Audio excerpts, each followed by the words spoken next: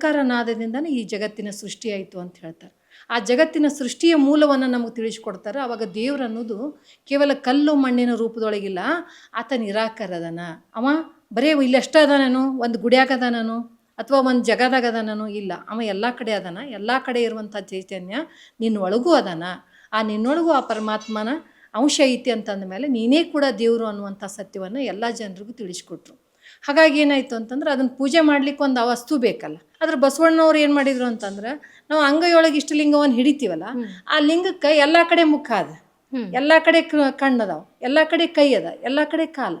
ಅಂದರೆ ಈ ಇಷ್ಟಲಿಂಗವನ್ನು ಇದು ಒಂದು ಹೆಣ್ಣಿನ ರೂಪನೂ ಅಲ್ಲ, ಒಂದು ಗಂಡಿನ ರೂಪನೂ ಅಲ್ಲ, ಇಡೀ ವಿಶ್ವದ ರೂಪವಾಗಿ ನಮ್ಗೆ ಅಂಗೈಯೊಳಗೆ ಇಷ್ಟಲಿಂಗವನ್ನು ಕೊಟ್ಟರು. ಈ ಇಷ್ಟಲಿಂಗವನ್ನು ಪೂಜೆ ಮಾಡ್ತಾ ಮಾಡ್ತಾ ಮಾಡ್ತಾ ನನ್ನ ಮನಸ್ಸು ಏನಾಗ್ತೈತೆ ಅಂತಂದ್ರೆ, ದೇವ ಅಂತಂದ್ರೆ ನಿರಾಕಾರ ಅದಾನ ಅನ್ನುವಂಥ ಸತ್ಯ ನಮಗೆ ಇವಾಗ ಸ್ಪಷ್ಟ ಗೊತ್ತಾಯಿತು. ಆ ನಿರಾಕಾರವಾಗಿರ್ತಕ್ಕಂಥ ಚೈತನ್ಯವನ್ನು ನಾವು ಇಷ್ಟಲಿಂಗದ ಮೂಲಕ ನನ್ನೊಳಗೆ ಇರ್ತಕ್ಕಂಥದ್ದು, ಆ ನನ್ನೊಳಗೆ ಇರ್ತಕ್ಕಂಥ ಅರಿವಿನ ರೂಪವನ್ನು, ಆ ಚೈತನ್ಯದ ರೂಪವನ್ನು ಇಷ್ಟಲಿಂಗ ರೂಪವಾಗಿ ನಮಗೆ ಅಂಗೈಗೆ ಕೊಡ್ತಾರೆ ಶರಣರು. ಆ ಅಂಗೈಗೆ ಕೊಟ್ಟಾದ್ಮೇಲೆ ಇದನ್ನು ನೋಡ್ತಾ ನೋಡ್ತಾ ಹೋದಂಗೆ ನಮಗೊಂದು ಸ್ಪಷ್ಟ ನಿಲುವುಗಳು ನಮಗೆ ಗೋಚರ ಆಗ್ತದೆ. ದೇವ್ರ ಬಗ್ಗೆ ನಮ್ಗೆ ಸ್ಪಷ್ಟ ಕಲ್ಪನೆ ಬಂತು. ಇಲ್ಲಿ ದ್ವಂದ್ವಗಳಿಲ್ಲ. ದೇವ್ರು ನನ್ನ ಬಿಟ್ಟು ಹೊರಗಿಲ್ಲ. ಹೊರಗೆ ನಾನು ಹುಡುಕ್ತೀನಿ ಅಂತಂದ್ರೆ ನಾನು ಬೇರೆ, ದೇವ್ರು ಬೇರೆ ಅಂತ ಆಗ್ತದೆ.